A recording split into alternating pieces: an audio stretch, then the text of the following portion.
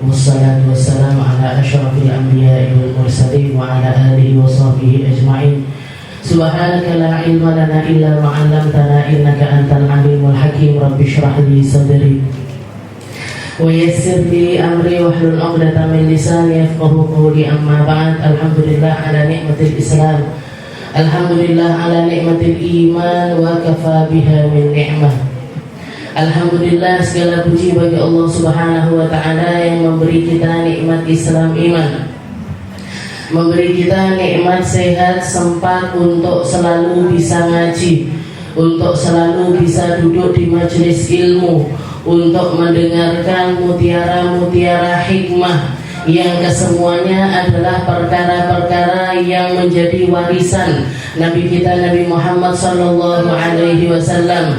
Sebuah perkataan, sebuah petuah, sebuah jalan yang ditinggalkan jejaknya dengan begitu jelas oleh Nabi kita Nabi Muhammad sallallahu alaihi wasallam, dijaga turun temurun oleh para ulama, dijaga turun temurun oleh para ahli ilmu, dijaga turun temurun oleh mereka-mereka yang memilih untuk hidup bersama bersanding dengan jalannya Nabi Muhammad sallallahu alaihi wasallam. Mereka memilih untuk mengambil perkataan Allah Ta'ala yang mengatakan hadihi sabili ad'u ilallah ala basiratin ana wa man ittaba'ani. Inilah jalanku, jalannya Allah Ta'ala, jalannya Nabi Muhammad sallallahu alaihi wasallam, jalan yang dipilih oleh manusia yang paling mulia, yang paling kenal dengan Allah Ta'ala, yang paling ngerti gimana caranya mencapai surga, yang paling paham makna dari setiap kenikmatan-kenikmatan surga, yang paling ngerti gimana caranya menghindari setiap perkara yang dijanjikan ketidaknyamanannya oleh Allah Ta'ala di akhiratnya.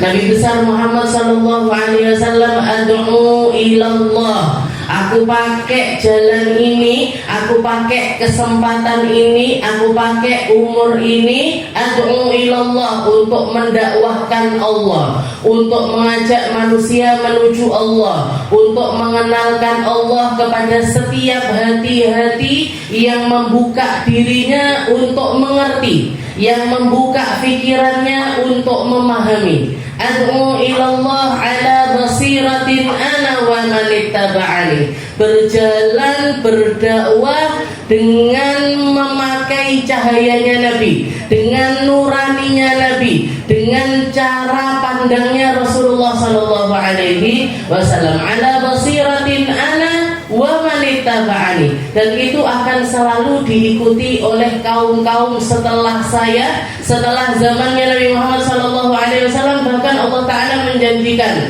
di setiap tempat, di setiap daerah, kita tidak akan pernah menemukan daerah yang kosong dari para pendakwah.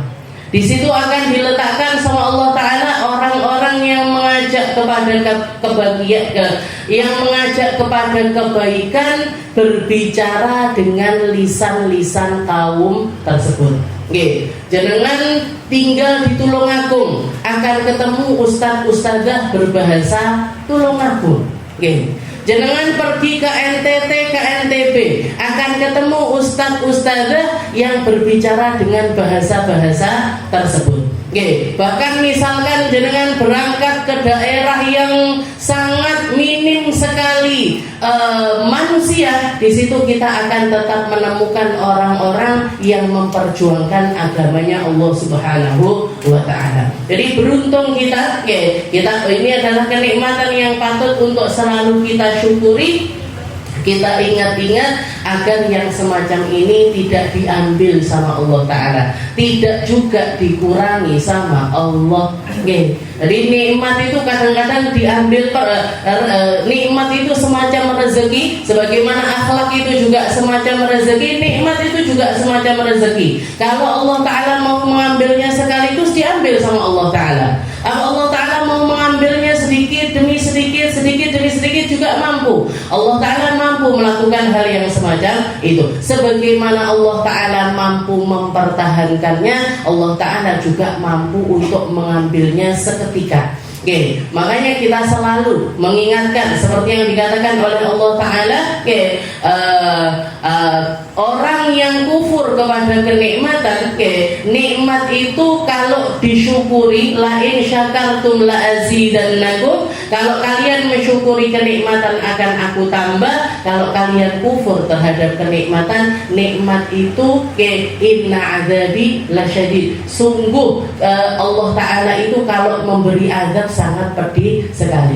Dan salah satu pedihnya azab dari Allah Ta'ala adalah ketika kenikmatan-kenikmatan yang semacam itu dicabut. Orang yang dulunya sholat jadi nggak sholat, berarti nikmatnya sholat dicabut, Bu. Orang yang dulunya puasa jadi nggak puasa, berarti nikmatnya puasa dicabut sama Allah. Orang yang bisa bangun malam terus nggak bisa bangun malam, berarti nikmat bangun malamnya diambil sama Allah. Dan itu adalah kerugian, istilahnya pencabutan kenikmatan yang sangat merugikan kita semuanya. Makanya yang semacam ini kita minta sama Allah Ta'ala untuk tidak diambil. Allahumma hdina fiman hadait. Katanya para Nabi Muhammad mengajarkan doanya, Allahumma hdina fiman hadait. Ya Allah, jadikanlah kami ini orang-orang yang selalu siap menampung hidayah. Ya Allah, beri kami hidayah fiman hadait, bersama orang-orang yang mendapatkan hidayah. Berarti apa? Bareng-bareng. Berislam ini bareng-bareng. Kekuatan Islam ini baru kelihatan ketika bersama-sama. Syiar agama ini baru kelihatan kalau kita melakukannya bersama-sama. Dan kebersamaan itu tidak akan bisa tercapai kecuali kalau hati kita dipautkan sama Allah Ta'ala, hati kita digandingkan sama Allah. Saya kumpul ngaji setiap Selasa. Di mana? Di bawah naungannya Majelis Khadijatul Kubra. Di sini sudah nggak pakai nama lagi kita. Nama-nama kita, pribadi kita semuanya tertutupi dengan satu naungan yang sama, yaitu Majelis Khadijatul Kubra. Di situ pautan hati kita menjadi penentu dari kebaikan-kebaikan yang besar yang akan Allah Ta'ala berikan di dalam setiap hati-hati kita. Kita lanjutkan pembahasan kita di dalam kitab Syarah Hadis Jibril. Ila an qala al-muallif rahimahullahu ta'ala wa nafa'ana bi ulumi fid dharain amin wa mata'ana Allah bi tuli hayati fid dharain amin. Wa arkanul islami khamsah. Kita masih ada di dalam bab yang membahas tentang Islam. Tadi saya sempat ngincang terjemahannya punyanya Bu Malika. Kalau di bukunya jenengan di sekitar halaman 11-12. Di halaman tersebut kita sampai kepada bab yang membahas tentang Islam, atau kalau ilmunya nanti akan kita kenali dengan ilmu yang bernama ilmu fikih. Seperti yang minggu lalu kita bahas, Nabi Muhammad SAW juga mengatakan ketika ditanya oleh seseorang, Nabi Muhammad mengatakan khiyarukum fil jahiliyah idza faqihu. Orang-orang yang memiliki kemuliaan di masa jahiliyah, ketika mereka berislam, mereka akan tetap menjadi orang yang mulia dengan satu syarat.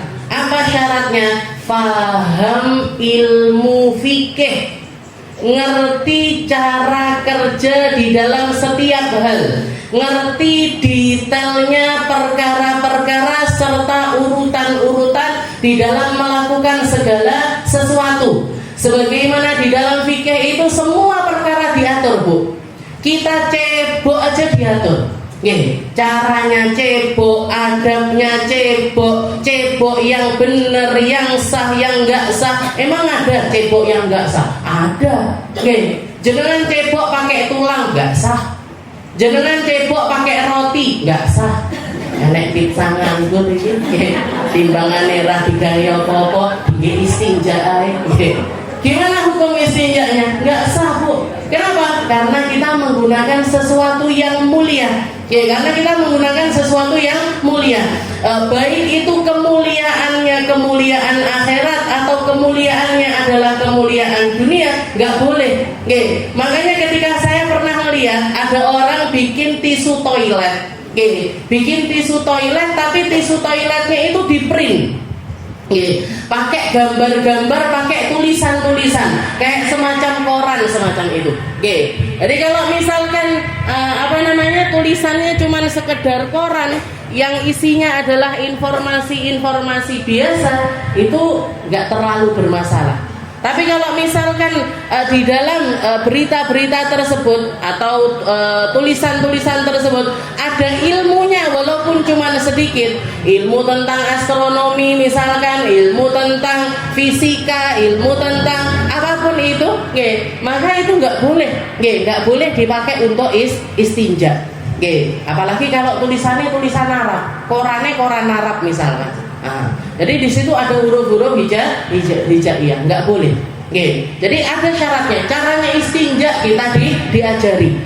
Nggak ngadep ke arah kiblat, juga tidak membelakangi kiblat, nggak ngadep ke arah terbenamnya matahari, juga tidak menghadap ke tempat terbitnya matahari. Nah, itu semuanya adalah akhlak-akhlak yang Nabi Muhammad ajarkan untuk menjaga kebaikan bahkan ketika seseorang itu mengeluarkan kotorannya. Makanya Sayyidina Ali bin Abi Thalib mengatakan nahnu qaumun azzanallahu bil Islam. Kita ini adalah satu kaum yang dimuliakan sama Allah Ta'ala dengan agama Islam.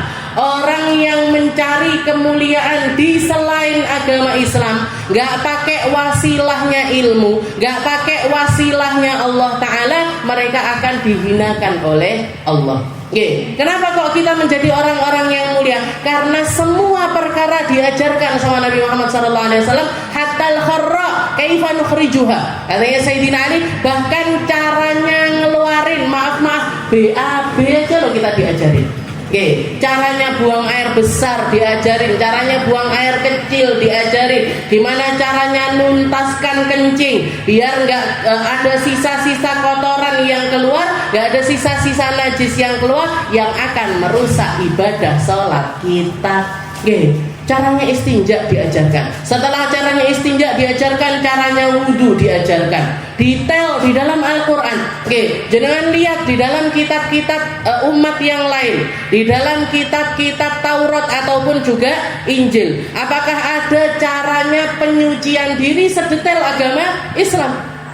Nah, Allah Subhanahu wa taala jelas, "Idza qumtum ila shalah fagsilu wujuhakum wa aydiyakum ila al-marafiq wamsahu bi ru'usikum wa arjulakum ila al-ka'bain." Wahai umat mukmin, wahai orang-orang yang beriman, kalau kamu mau berangkat mengerjakan salat, mukanya dicuci dulu. Setelah itu tanganmu kamu cuci, setelah itu kepalamu, setelah itu kakimu. Ini ajarannya sholat dipakai sama Nabi Muhammad persis seperti urutannya. Bahkan kalau nggak urut nggak sah kok. Jangan pengen wudhu, nggak pengen muka dulu sikil bisik. Keceh sikil bisik. Wa nawaitu wudu ali rafil hadatil aswadillah taala sikil bisik keceh. Baru setelah itu kepalanya, baru setelah itu tangannya, baru setelah itu muka. Gimana hukumnya? Nggak sah. Gak sah wudunya. Gak sah wudunya. Yang sah yang mana? Yang sah mukanya tok.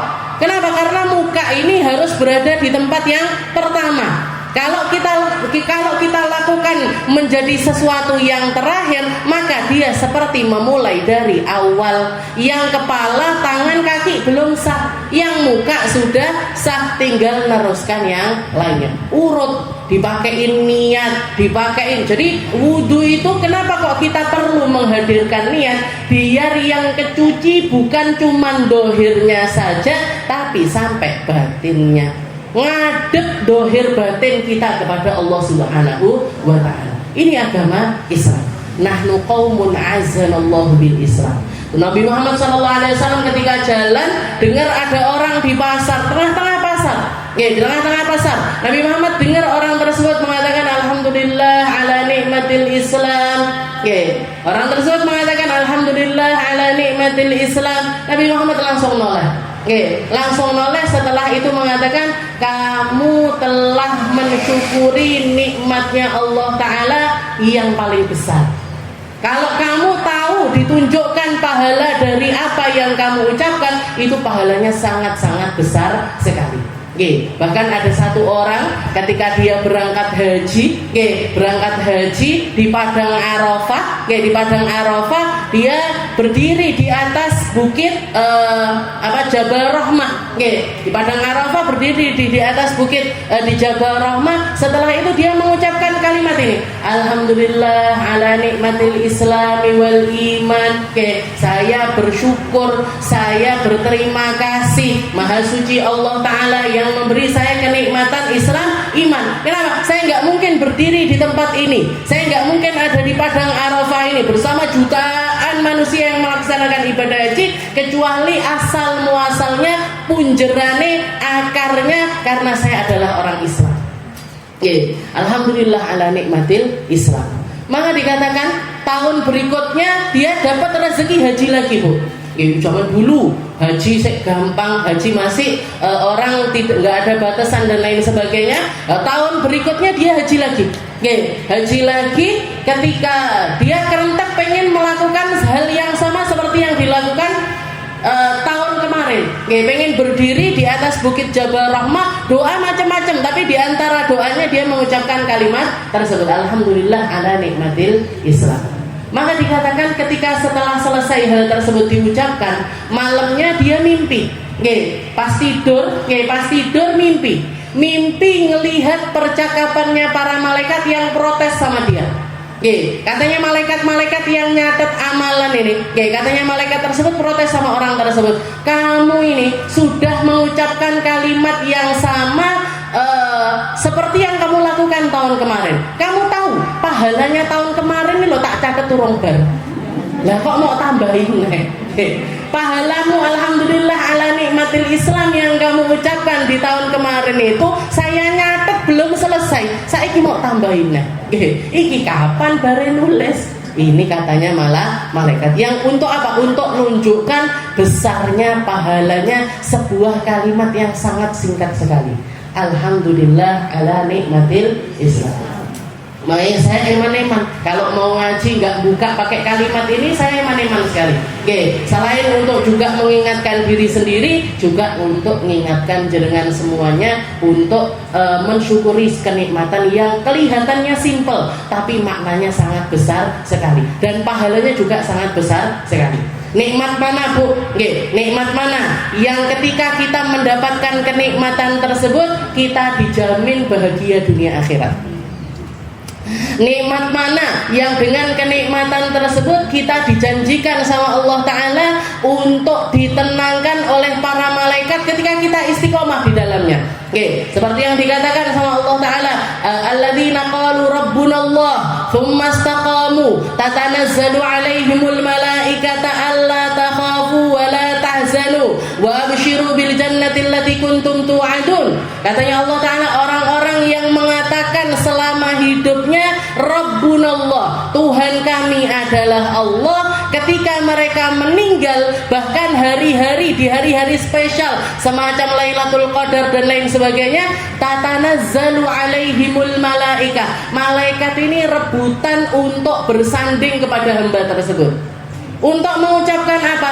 Allah takhafu wa la tahzanu. Kamu hidup itu nggak perlu takut, kamu hidup itu nggak perlu sedih, di dunia nggak perlu sedih, di akhirat nggak perlu sedih.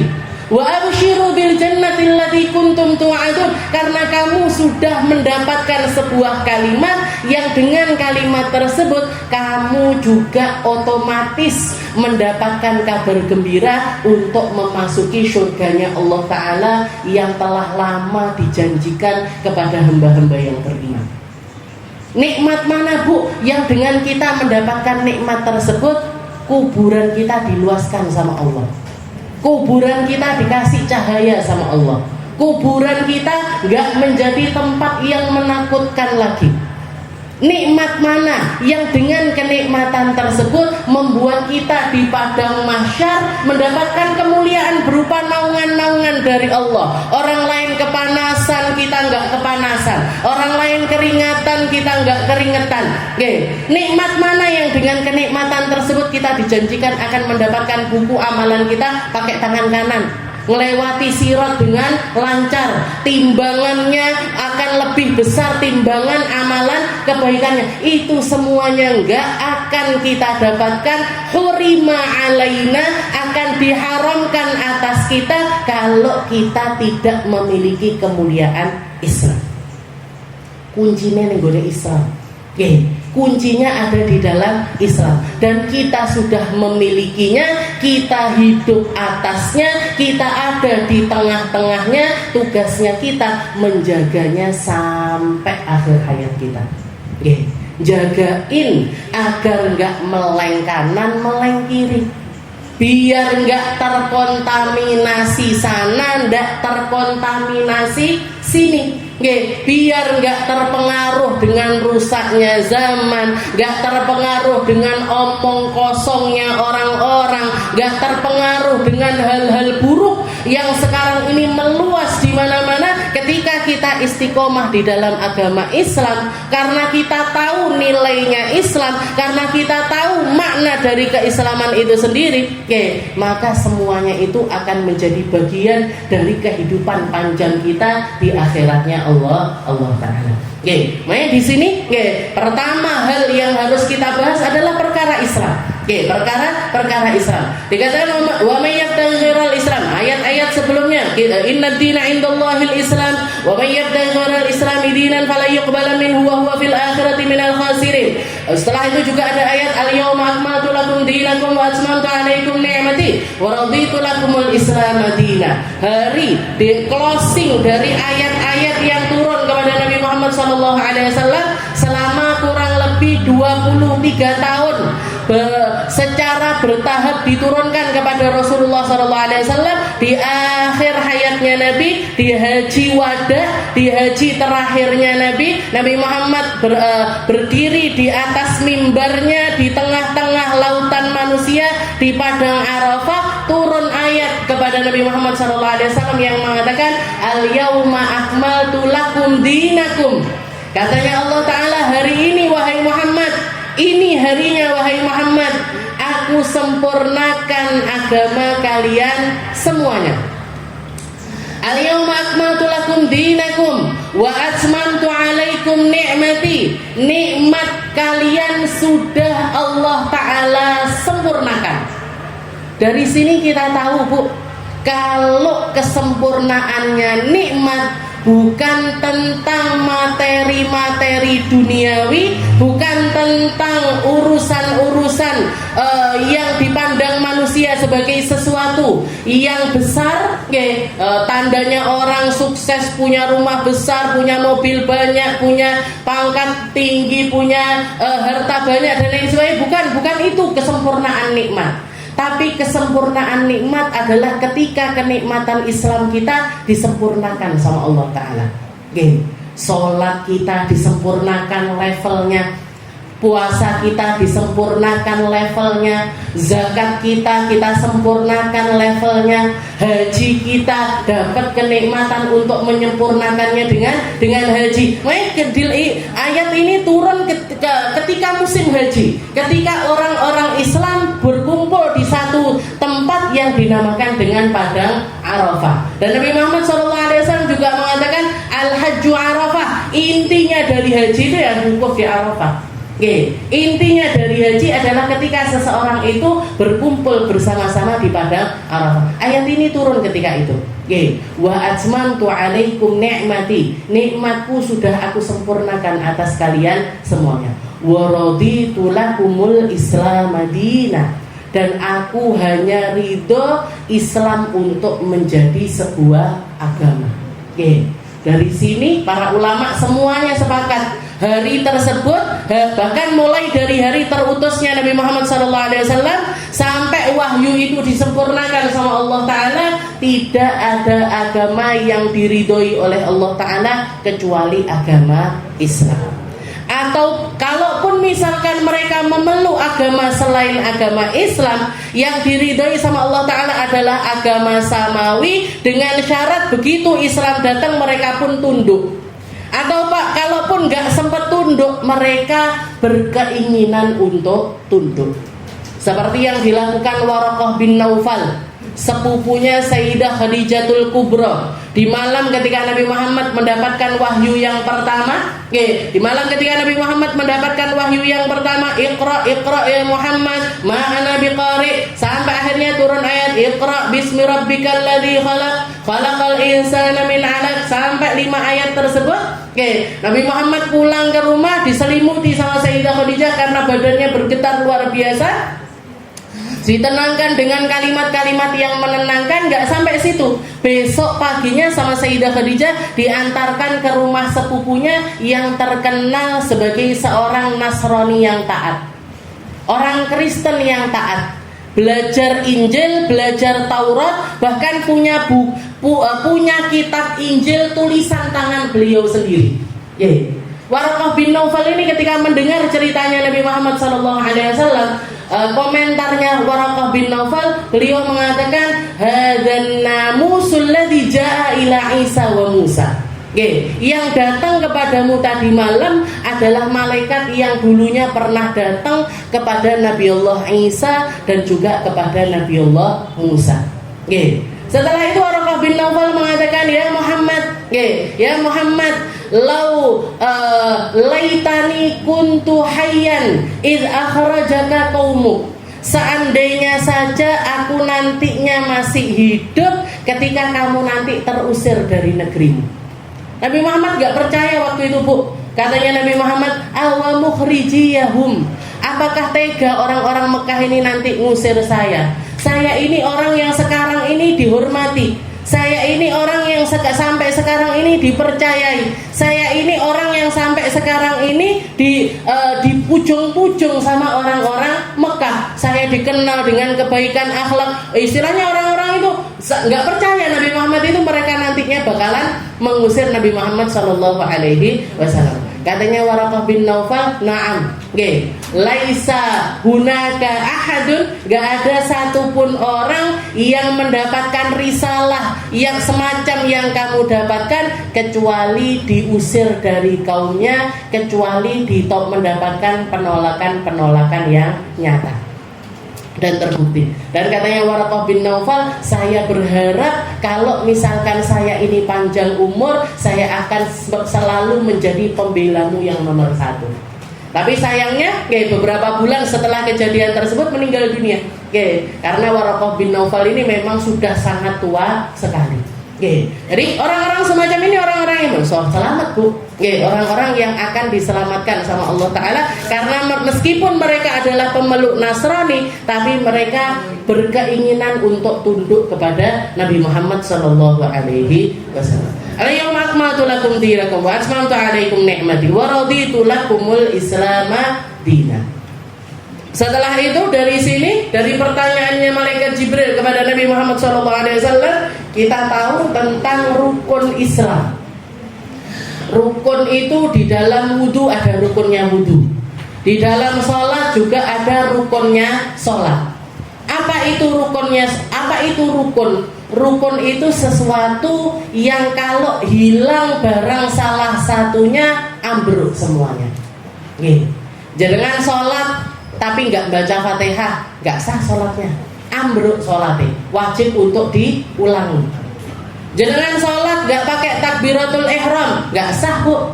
Nggak ngucap Allahu Akbar, nggak ngucap, atau melakukan kesalahan di dalam pengucapannya.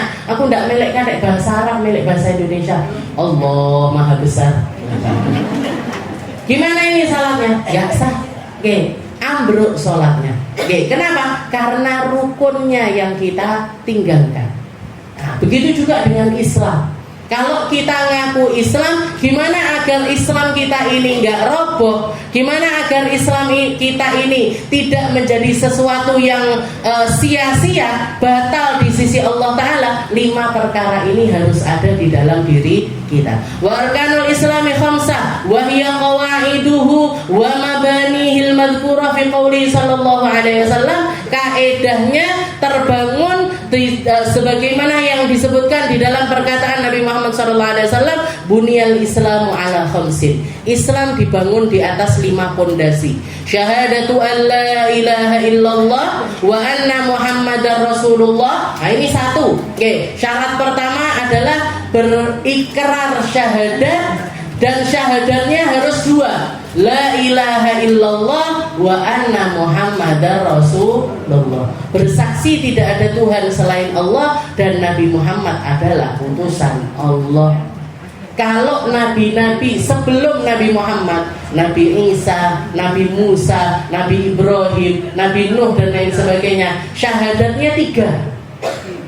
La ilaha illallah, wa anna nabiyahu rasulullah, wa anna muhammadar rasulullah. Jadi mereka diperintahkan untuk bersyahadat kepada 3. Bersyahadat kepada Allah Ta'ala, la ilaha illallah, tidak ada Tuhan selain Allah, dan Nabi zaman tersebut adalah utusan Allah. Kalau zamannya Nabi Musa utusan Allah. Kalau Nabi Isa utusan Allah. Kalau Nabi Nuh utusan Allah. Kalau Nabi Idris utusan Allah. Setelah itu juga diperintahkan sama Allah Ta'ala untuk mengimani Nabi yang paling terakhir, yaitu Nabi Muhammad SAW. Meskipun misalkan nggak pakai nama Muhammad, seperti di dalam Injil misalkan, Nabi Isa di dalam Al-Quran disebutkan wa mubasyiran saya itu salah satu tugasnya Nabi Isa adalah memberi kabar gembira tentang Nabi yang akan datang, ismuhu Ahmad. Nabi Muhammad di dalam Injil namanya Ahmad. Maka persaksiannya itu ditambah, bersaksi bahwasanya Ahmad yang akan datang setelah Nabi Isa itu adalah utusan Allah.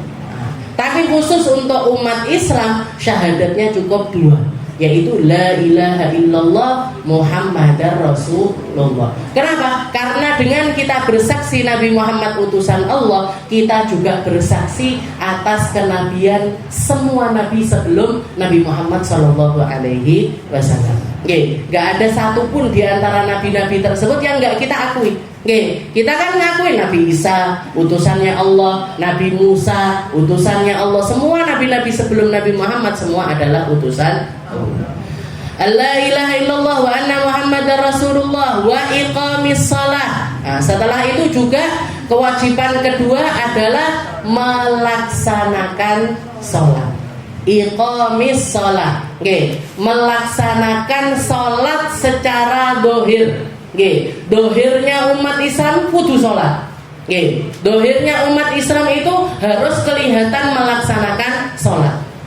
Kalau misalkan ada orang Islam, jenengan misalkan dibilangi, wahai duhur kok enggak duhuran, saya sudah sholat di Lauhil Mahfud misalnya, saya sudah sholat di Arsy, saya sudah sholat karo malaikat, ojo percaya. Kenapa? Karena dohirnya umat Islam itu ya kudu sholat yang kelihatan dia itu melaksanakan sholat. Makanya kalau jenengan ketemu ada orang ngaku wali tapi tidak sholat, ngaku kiai tapi nggak sholat, ngaku orang pinter tapi nggak sholat, nggak usah dipercaya. Nggak usah dimintai doa, juga nggak usah kita ngalap barokah, nggak bisa.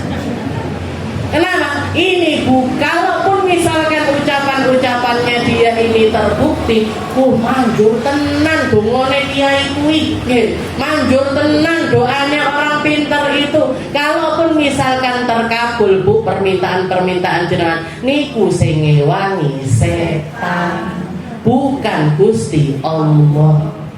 Karena rukunnya Islam, dohirnya orang Islam, kalau dia itu memang benar-benar kekasihnya Allah, memang orang-orang yang dekat sama Allah Ta'ala, sholatnya mesti benar, sholatnya mesti menjadi prioritas utama di dalam kehidupan mereka. Wa iqamis shalah wa itaiz zakah. Setelah itu juga menunaikan zakat. Zakat ini harus dibayarkan. Wa shaumi Ramadan, setelah itu berpuasa di bulan Ramadan, enggak ngawur di dalam penentuannya, enggak ngawur di dalam pengerjaannya. Jadi selumrahnya ilmu puasa itu dimulainya kapan,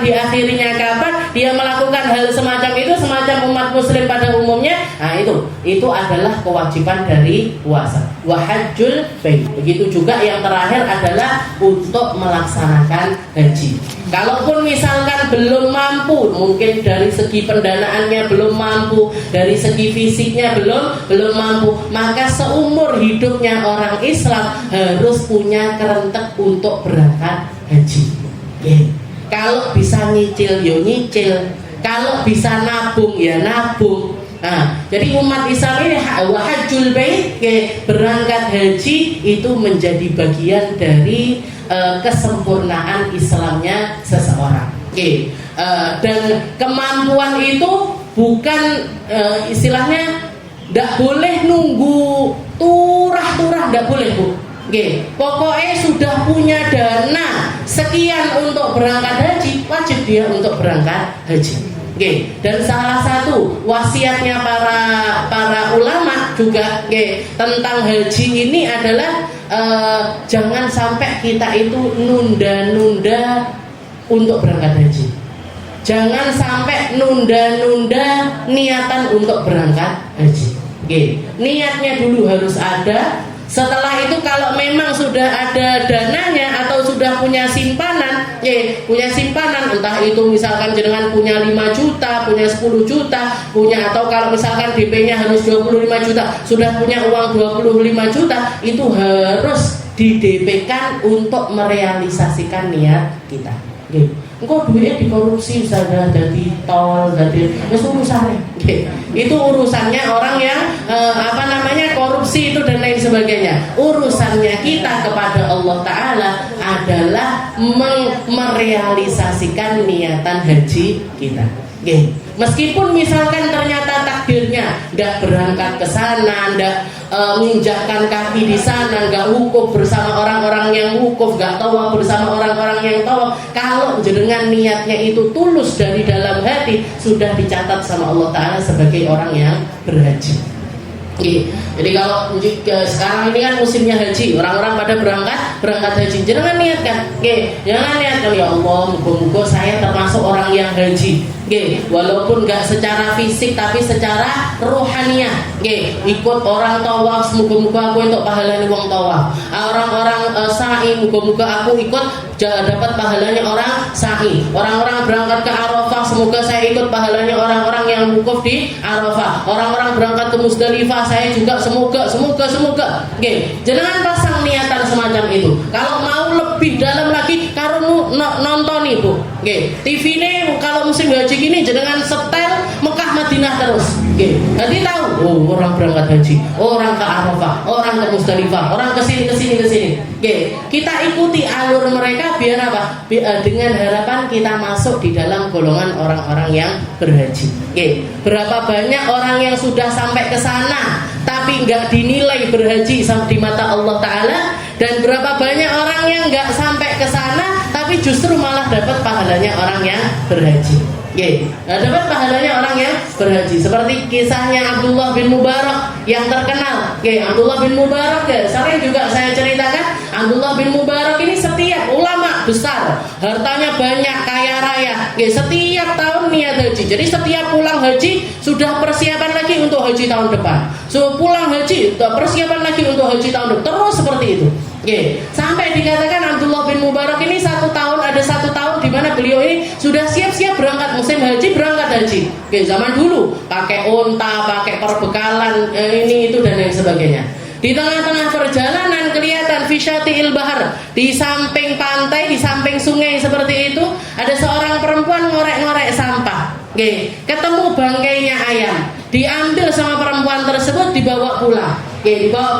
Dimasak, diikuti sama Abdullah bin Mubarak. Ini perempuan apa bukan kelihatannya kayak orang Islam, pakai jilbab, pakai pakaian yang menutup aurat, tapi kok makan bangkai, kok bawa bangkai ke rumahnya. Begitu selesai dimasak, Abdullah bin Mubarak semelemet di dalam hati. Diketuk pintunya, dibukakan sama perempuan tersebut, diceritakan, kamu kenapa? Kenapa kok ngambil daging bangkai dari tong sampah semacam itu? Katanya perempuan tersebut, ini daging haramun alaikum halalun lana. Halilun lana wa haramun lana. Ini daging buat kami halal, buat kamu haram.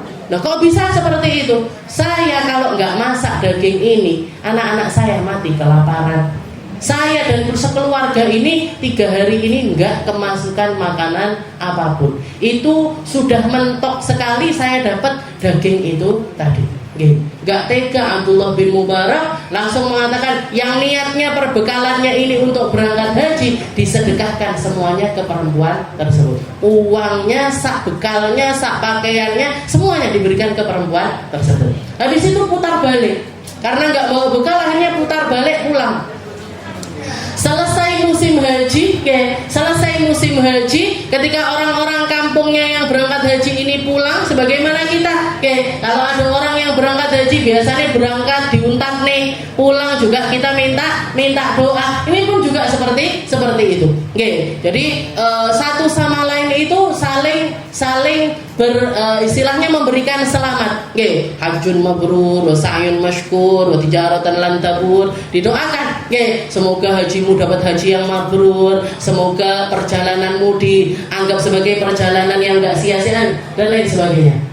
Setiap ketemu orang Abdullah bin Mubarak ini, setiap ketemu orang yang berangkat haji didoain seperti itu, orangnya jawab, dan kamu pun juga semoga seperti itu.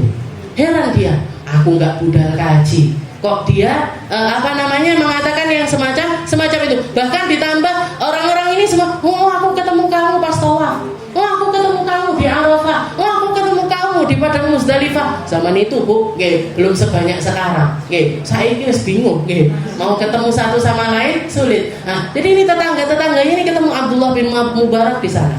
Heran dia, aku tidak budal kaji, kok ini bilang ketemu saya, ini bilang ketemu saya, ini bilang ketemu saya. Maka dikatakan malam harinya Abdullah bin Mubarak mimpi. Mimpi ada suara yang mengatakan, menjelma di hadapannya Abdullah bin Mubarak, yang mengatakan kepada Abdullah bin Mubarak, wahai Abdullah, ketahuilah bahwasanya perempuan yang kamu tolong kemarin, hiya minas sadah. Dia termasuk dari anak cucunya Nabi Muhammad SAW. Saya mau tulungi keluarganya Nabi. Yang kamu tolong kemarin itu adalah anak cucunya Rasulullah. Dan ketahuilah wahai Abdullah bin Mubarak, karena kebaikanmu itu, jadi bahkan malah justru bukan hajinya dia yang sebelumnya. Hajinya yang dia nggak berangkat ini, katanya Allah Ta'ala, setiap tahunnya Allah Ta'ala menganugerahkan untuk dirimu seorang malaikat yang akan menjelma sebagai dirimu, menggantikan kamu berhaji setiap tahun ila yaumil qiyamah, sampai hari kiamat nanti. Jadi jangan salah Bu, jenengan kalau berangkat haji, berangkat umroh, jangan-jangan yang di samping kanan kirinya jenengan duduk menungso. Bisa jadi malaikat-malaikat yang Allah Ta'ala turunkan untuk menggantikan orang-orang mulia melakukan perkara-perkara yang bekas dari kemuliaan orang tersebut. Jadi berkah dari sedekahnya Abdullah bin Mubarak ini, dikatakan Allah Ta'ala menganugerahkan seorang malaikat yang setiap tahunnya diutus sama Allah Ta'ala untuk menjelma persis seperti Abdullah bin Mubarak, berhaji setiap tahunnya sampai hari kiamat.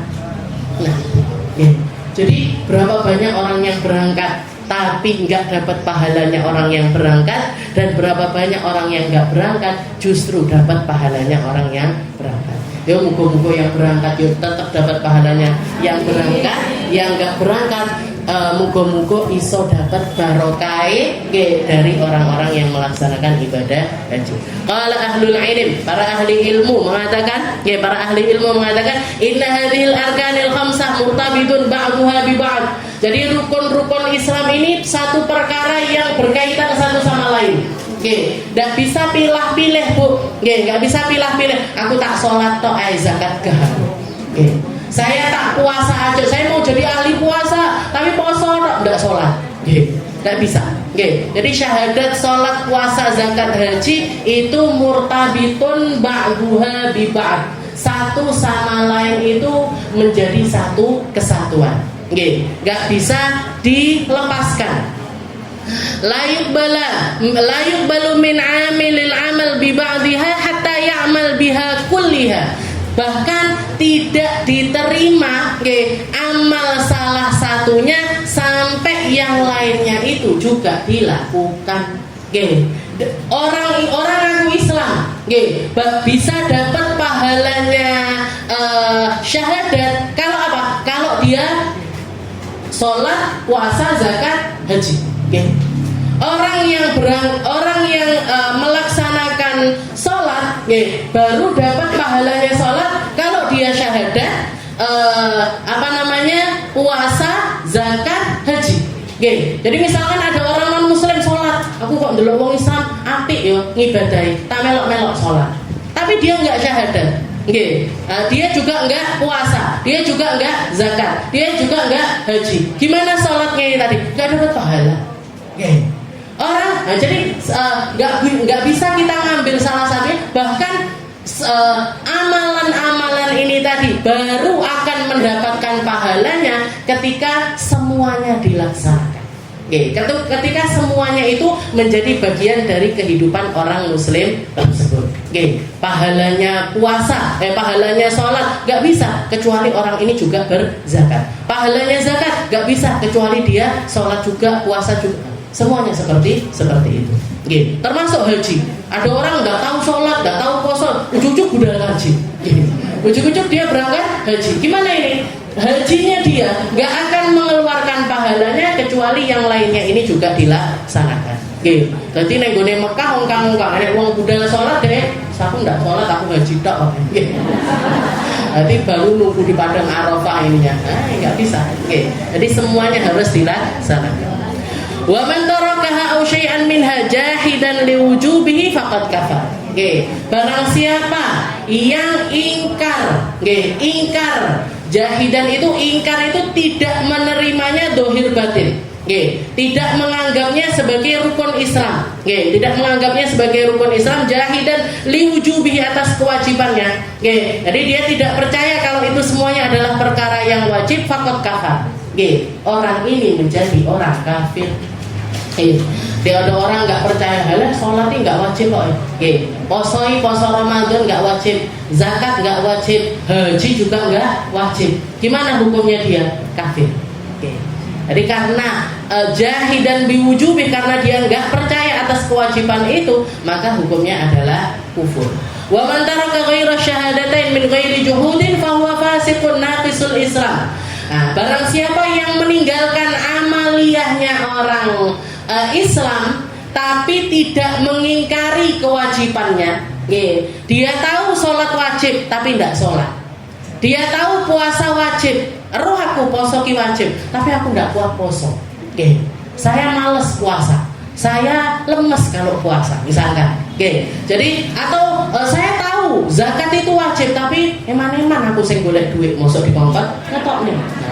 Jadi pelit terhadap dirinya, terpelit terhadap aturan agama, jahidan. Jadi dia tahu itu adalah sebuah kewajiban tapi tidak melaksanakannya. Fahuwa fasikun, maka hukumnya bukan kufur, bukan kafir, tapi fasik. Fasik itu apa? Fasik itu orang yang melakukan dosa besar. Pelaku, dia menjadi orang yang labelnya itu pelaku dosa besar. Fahuwa fasikun naqisul Islam. Islamnya kurang, makna dari Islam itu sendiri. Wa man ata biha kullaha fahuwa muslimun kamilul Islam. Kalau semuanya dilaksanakan, percaya iya, melaksanakannya juga iya, maka barulah dia itu menjadi seorang muslim yang sempurna keislamannya. Jadi 5 perkara ini gak bisa pilah-pilih kita. Gak bisa pilah-pilih. Aku tak neng Eropa dhisik gak usah budal kaji. Gak bisa. Jadi kalaupun misalkan orang Islam itu punya angan-angan untuk bepergian, angan-angan bepergiannya pertama kali haruslah tujuannya itu Mekah. Haruslah tujuannya itu untuk menggugurkan kewajibannya, yaitu berangkat untuk beribadah haji. Wasyahadatan ar-ruknul awal min arkanil Islam, wasyahadatan wala budda li sihhatil Islam minan nutqi bihima ma'a tartibihima wa muwalatihima Wallahu a'lam bishawab. Insyaallah kita lanjutkan di pertemuan kita yang selanjutnya.